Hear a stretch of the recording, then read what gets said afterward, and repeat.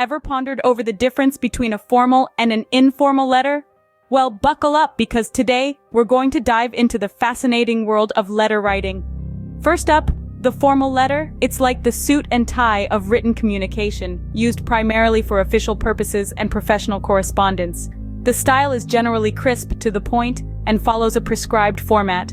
The layout begins with the sender's address on the top right corner, followed by the date just below it. Then, on the left side, we write the recipient's address. Now comes the salutation. Remember, it's formal, so we stick with Dear Sir, Madam, or Dear Mr. / Mrs. / Miss, followed by the recipient's surname.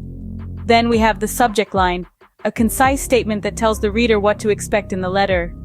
The body of the letter follows next, usually divided into 3 parts: the introduction, the main content, and the conclusion. The introduction briefly states the purpose of the letter.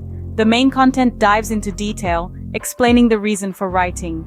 Finally, the conclusion wraps things up, often with a call to action or a statement of goodwill.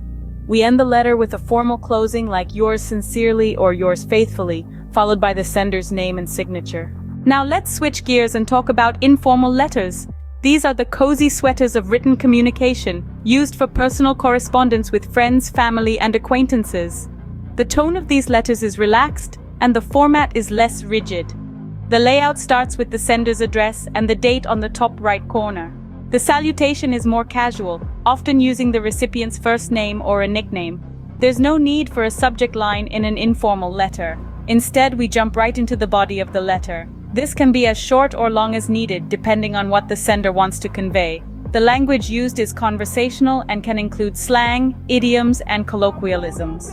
The letter ends with a casual closing like best wishes, regards, or even love, depending on the relationship with the recipient. This is followed by the sender's first name. So, to sum up, a formal letter is like a suit and tie, used for official, professional correspondence, following a strict format with formal language.